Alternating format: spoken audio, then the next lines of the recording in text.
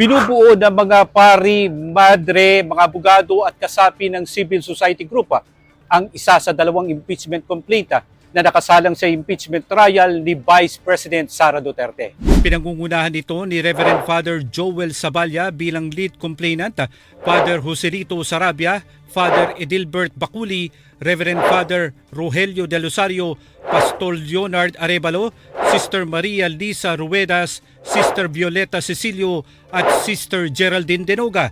Sa panig naman ng mga abogado at civil society, kinabibilangan nito ni na Atty. Armando Ligutan na siyang lead counsel, Atty. Halilo de la Torre, Atty. Democrito Barcenas, Atty. Lourdes Barcenas, Pinky Tam at Maria Loreto Lopez. Ayon kay Father Joselito Bong Sarabia na 23 taon na sa pagiging pare, bukas ang kanilang kamalayan sa usapin ng korupsyon na kinasasangkutan ng Vice Presidente lalo na sa ginawang investigasyon noon ng Kamara. Naniniwala rin siyang may dapat ipaliwanag si VP Sara sa usapin ng confidential funds. Aware din kami sa mga investigation na naganap after him pagkatapos yun nga, yung mga findings sa confidential fund ni Sara Duterte sa DepEd at sa iba pa. So we closely monitored it. Ayon naman kay Pinky Tam na isang dating OFW na kalaunan ay sumama sa grupong Stand Up for God, naging batayan niya para sumama sa pagsusulong ng reklamo ay ang pagbaliwala nito sa hangad ng publiko na sagutin ang mga aligasyon laban dito.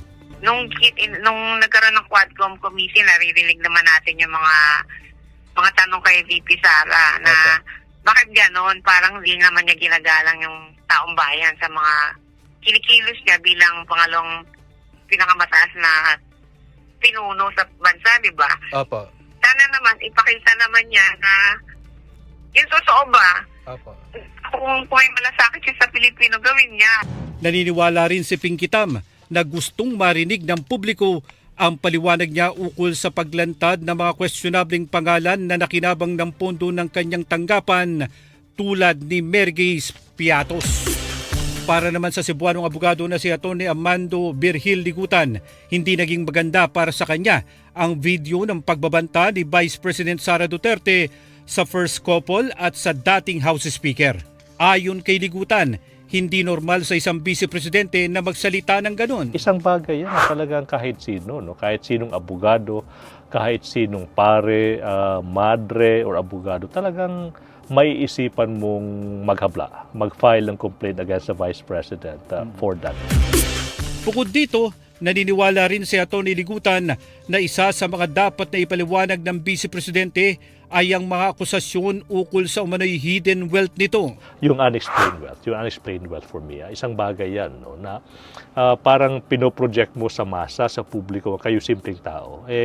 Based naman sa mga dokumento galing sa AMLAC mismo, hindi kayo mga simpleng tao, mga simpleng bilyonaryo kayo.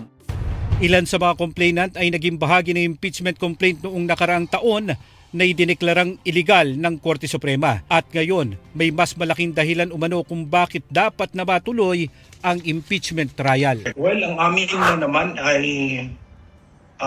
nakikita namin na masama yung pagnanakaw. Dito po ako sa Payatas, dito yung City Jail ng Quezon City. At nagmimisa po kami doon at sa ibang jail din. At marami sa kanila nagnakaw lang ng 50,000, hundreds of thousand. Pero nakakulong sila 10, 20 years. Aminado naman ang ilan sa mga complainant na hindi na normal ang kasalukuyan nilang sitwasyon mula nang maging complainant sila sa kaso. Pero sa loob ko, naku, kinakabahan ako. Pero wala, sinabi ko na yung sarili ko, yung pamilya ko takot. Hindi naman kami pro-BBM, di ba? Hindi ibig sabihin na pro-impeachment kami, pro-BBM kami. Ako si Alan Gatos ng GMA Super Radio DCWB, Balitang Totoo.